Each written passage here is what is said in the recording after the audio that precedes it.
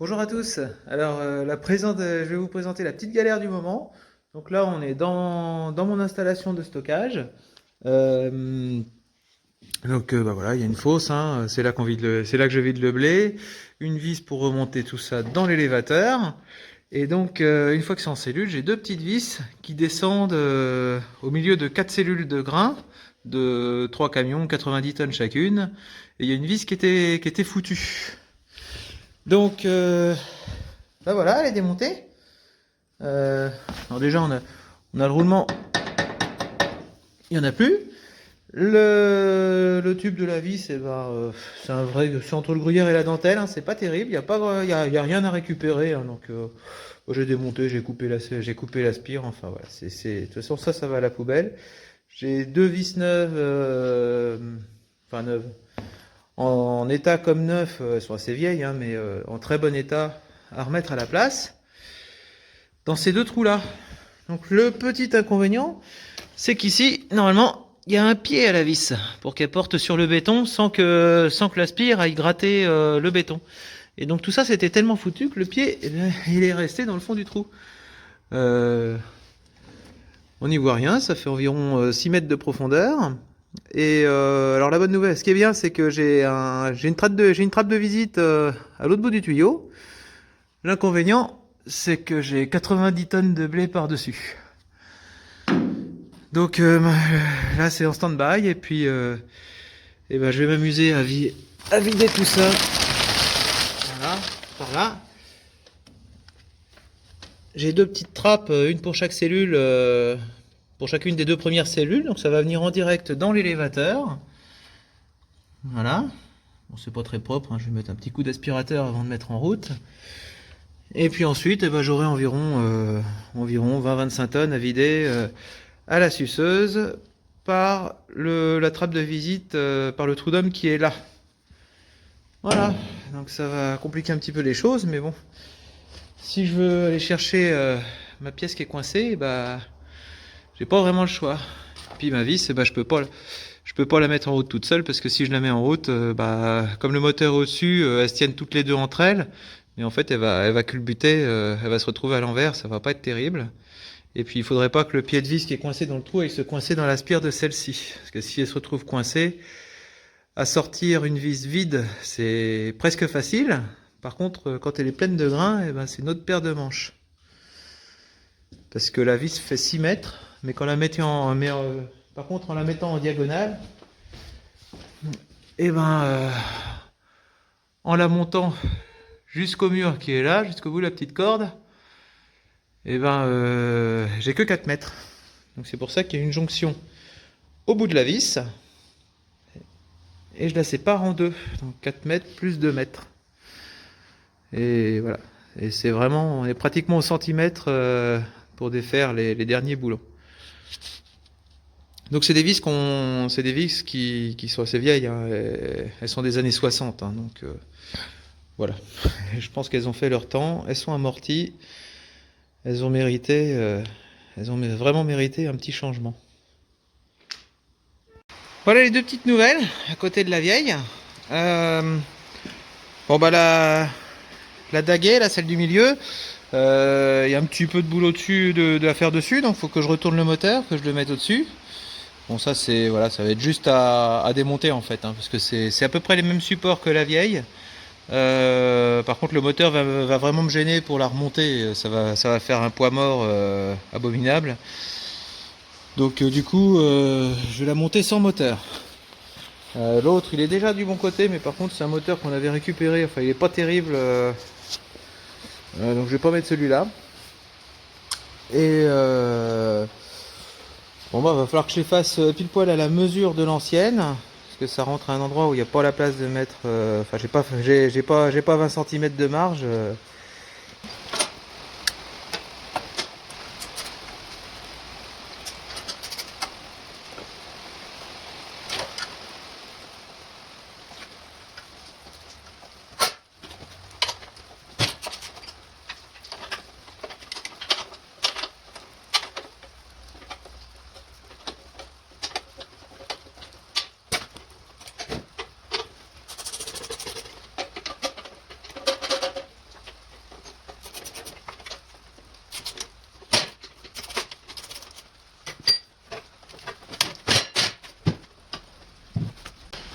Voilà, donc j'aurai plus qu'à mettre le support du moteur à l'envers par-dessus la vis, comme la première.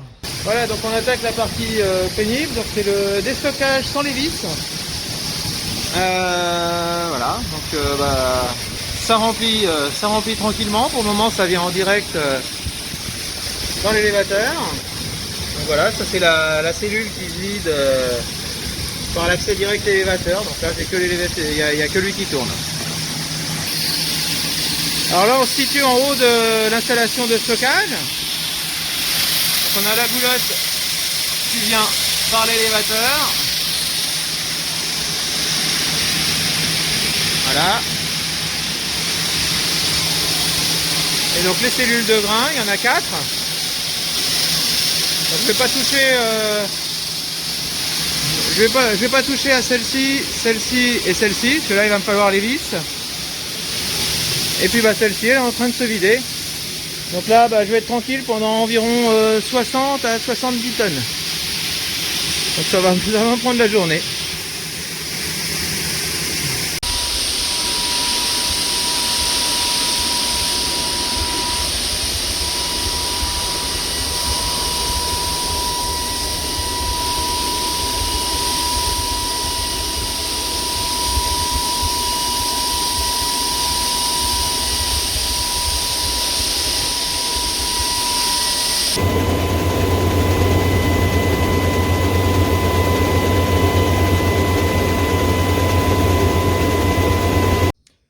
Alors, nous voilà dans la cellule à grain une fois vide.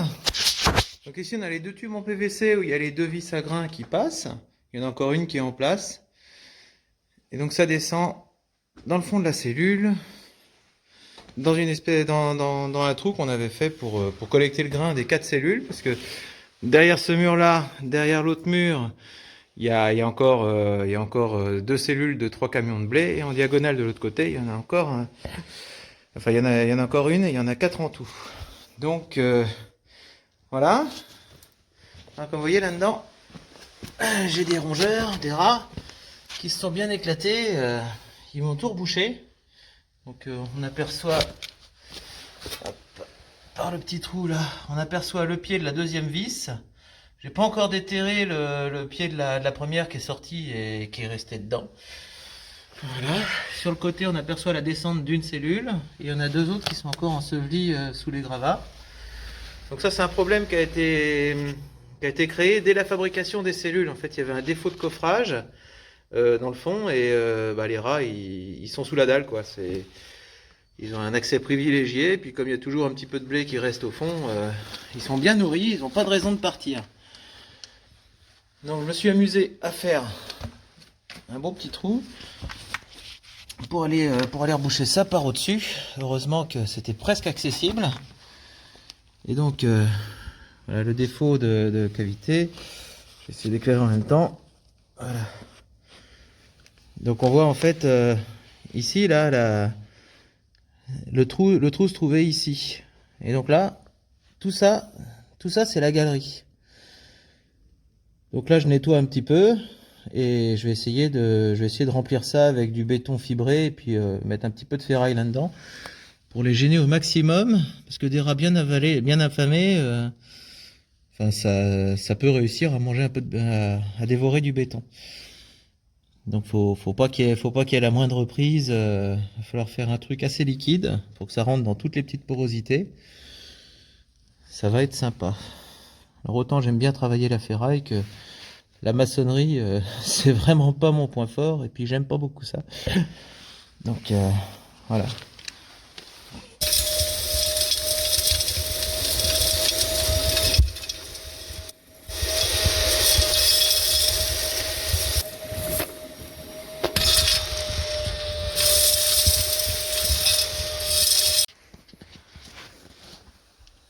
Voilà, donc tout est nettoyé. Il n'y a plus qu'à retirer la deuxième vis, remplir un petit peu tout ça de gravats, et puis faire mon coffrage. Voilà. Donc là on voit bien les descentes des 3 autres cellules. Donc c'est les tuyaux, c'est les 3 tuyaux en PVC que vous voyez là. Et puis pour la première, c'est tout simplement la trappe qui est ici.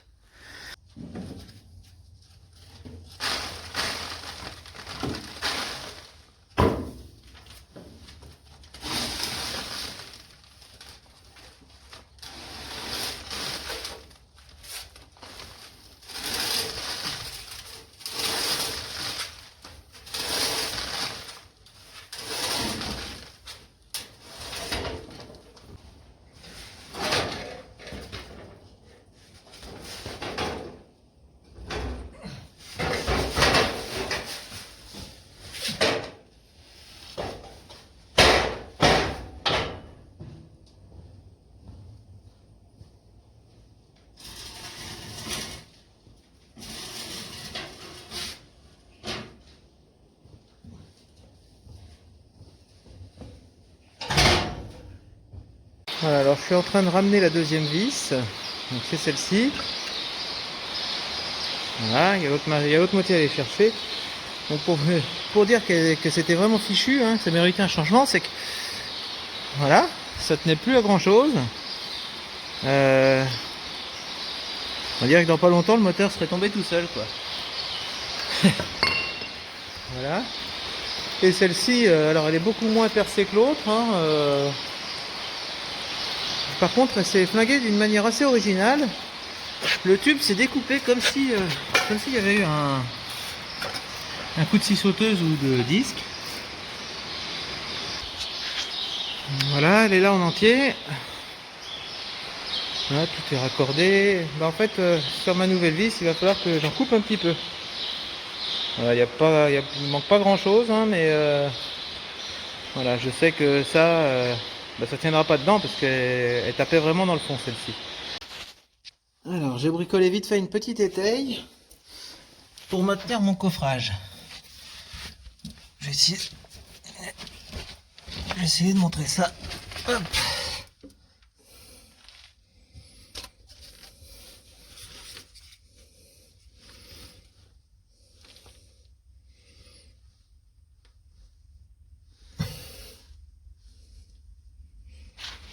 C'est pas facile à montrer parce que c'est vraiment pas accessible. Donc du coup, hop, ça fait faire pas mal de contorsions avec la tête en bas. C'est pas évident. Voilà, donc sur l'étanchéité globale, on est pas mal. Il y avoir un petit trou à boucher par le bas. Hop. Voilà, mais c'est pas bien méchant. Donc comme ça, je vais pouvoir reboucher une bonne partie de la galerie et combler le défaut d'étanchéité, bah, qu'on voit bien là, le bout de coffrage qui avait eu un problème. Voilà, donc là j'ai plus qu'à faire un petit coffrage pour cette partie là. Voilà, maintenant j'ai pris un gabarit pour un décoffrage sur le côté. Donc voilà. Je vais plier ça vite fait dans le fond du trou. On tombe pas trop mal sur les jonctions de planche, on n'est pas au millimètre. C'est pas bien méchant. Voilà, donc j'ai plus qu'à tracer ça sur la planche et puis à découper ça à la scie sauteuse. Voilà, une fois posé, ça se présente pas trop mal. Et j'ai plus que le petit triangle à côté à faire.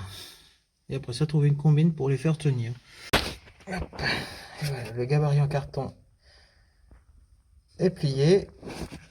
Donc là, on est plutôt pas mal. J'ai percé un trou de diamètre 7 et là je suis en train de le tarauder en 8.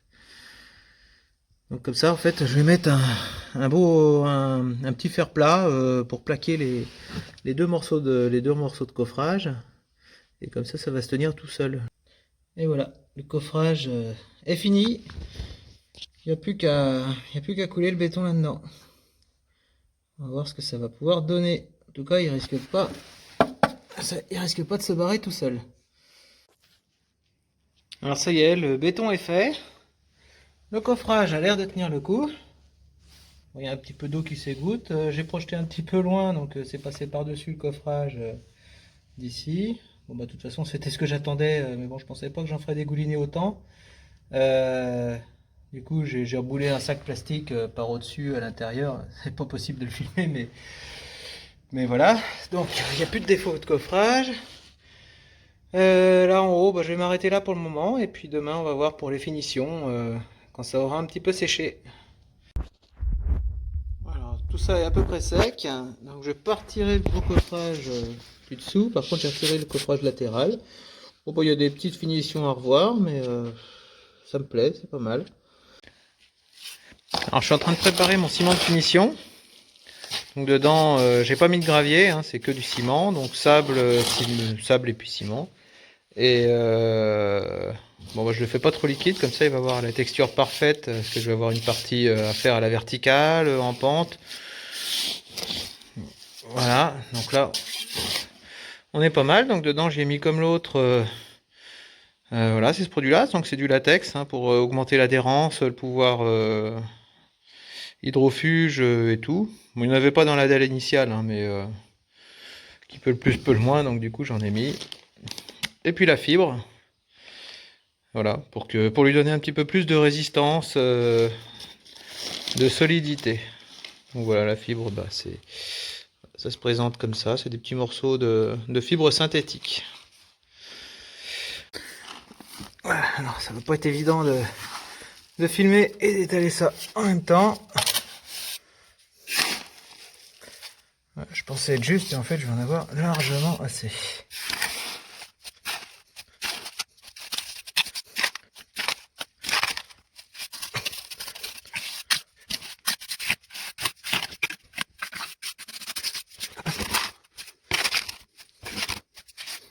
Peut-être pas si largement que ça en fait.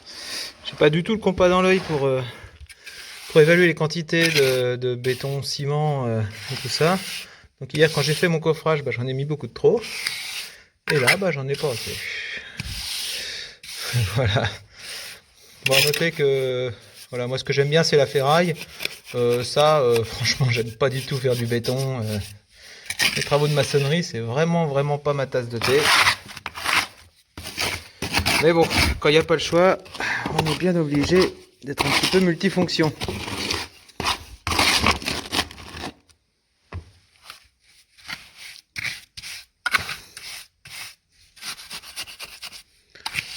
Bon, je vais pouvoir retourner en faire une gamelle.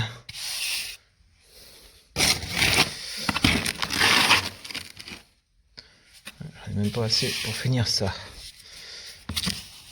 De toute façon, ma gamelle n'était pas plus grande que ça, donc voilà, c'est pas forcément un mal.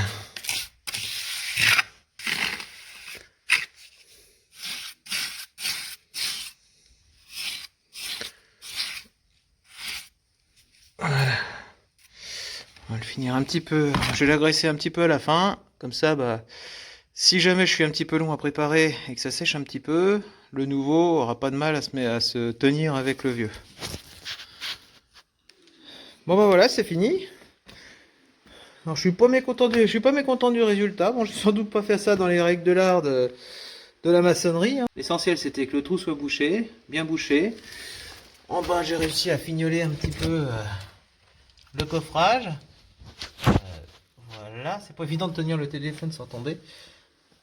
Donc voilà, les souris n'ont absolument plus aucun accès à mon pied de vis. Donc en dessous on voit que heureusement que j'ai mis un petit peu de gravier dans le fond parce que j'ai eu quand même un petit peu de perte de ciment et puis de béton. Donc ça va m'éviter de trop gratter pour le décoller du fond du pied de vis. Donc voilà, il n'y a plus qu'à attendre que ça sèche. Et puis à voir si ça résiste aux rongeurs. Voilà. Et ben ça fonctionne. Le débit des stockages paraît correct.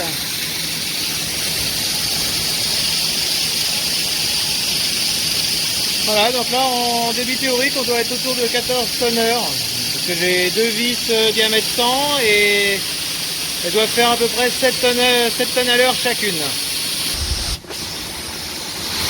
Voilà. Donc au moins je suis aux normes, c'est protégé. Alors, je sais pas si on va bien voir. Donc ça coule bien dans les goulottes.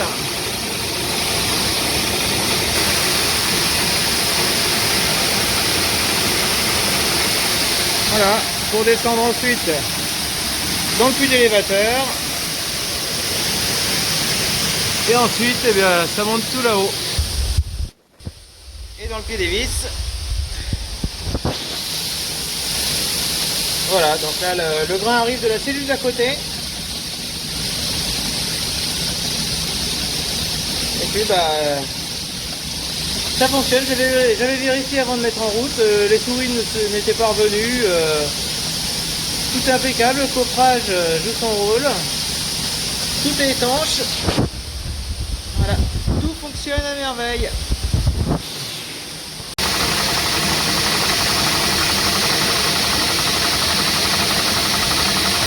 Voilà, merci à tous d'avoir regardé cette vidéo. J'espère que ça vous aura plu. n'hésitez pas à vous abonner pour être tenu au courant des nouveautés. Et voilà, ça me fait plaisir. La chaîne, ça décolle. Il y a de plus en plus de vues sur les vidéos. Et ça a l'air de vous plaire. Donc je vais continuer comme ça. Voilà, merci, à bientôt, portez-vous bien.